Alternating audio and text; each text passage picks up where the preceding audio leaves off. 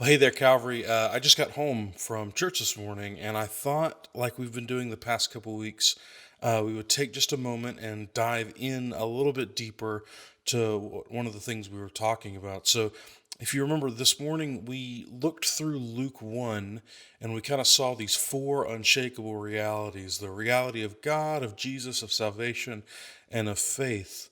Um, and one of the things we looked at in Luke 1 is this song that Mary sings. And so I thought today, let's just take a few minutes and kind of look at this Magnificat.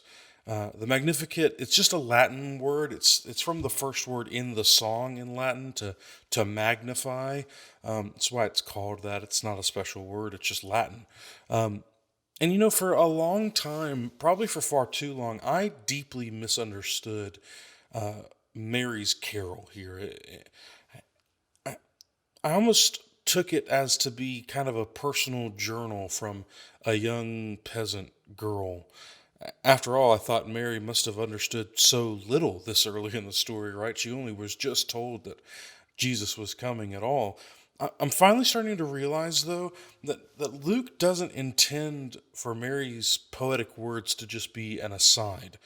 They are a high point in this first chapter. And while Mary's Magnificat, as the church has come to call it, may sound strange to us today compared to other more popular carols, her lyrics represent some of the most important Christmas lines ever penned. And they also give us one of the most profound glimpses into the heart of God in all of the scriptures. The song has three distinct parts. There's verses 46 and 47. The first two declare what Mary is doing in the hymn. She's praising God. The next two, 48 and 49, explain why, because of what God has done for her. And finally, the bulk of the song, 49 to 55, marvels at the surprising glory of God.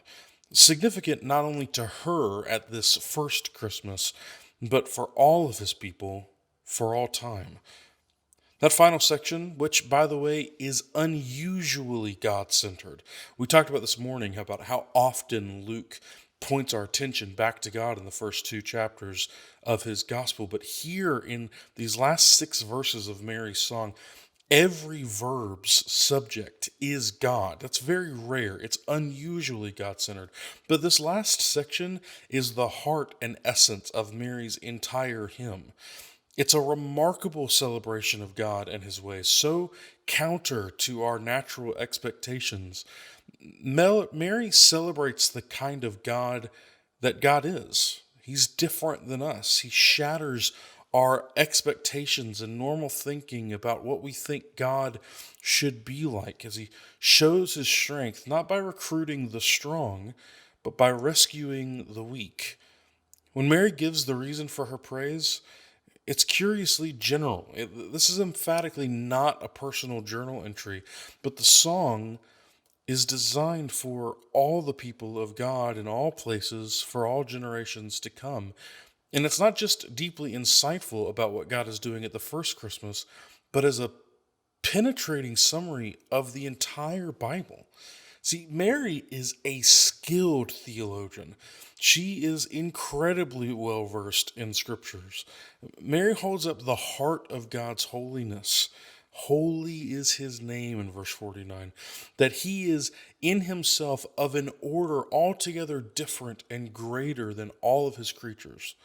By showing how he consistently acts different than us, than our own instinct, rather. His thoughts are not our thoughts, nor are his ways our ways, but higher, Isaiah says, as high as the heavens are above the earth. See, God's peculiar patterns, the older serves the younger.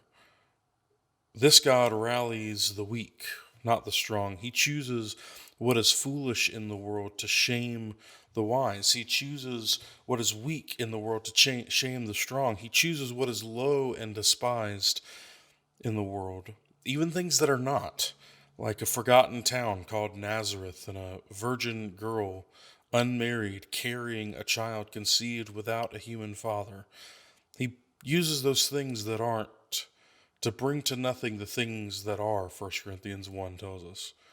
He humbles the strong and magnifies his strength by exalting the weak. See, Christmas turns the world upside down.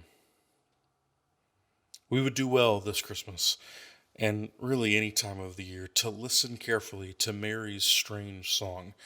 Strange to humans attuned to the music of the world, but deeply, deeply thrilling to those of us who have been given an ear for who God is. And not the God of our imagination, but who he really is. Neither Mary's song nor Christmas itself is a peripheral revelation of the true God. Christmas is a window into his very heart, who he is year round and forever. He indeed does look with mercy on those who own their humble estate to exalt them. And while he looks with terrifying justice on the prideful to humble them. And for those of us who are weak and heavy laden, it is marvelous in our eyes and music to our ears. Thanks, Calvary. Have a Merry Christmas.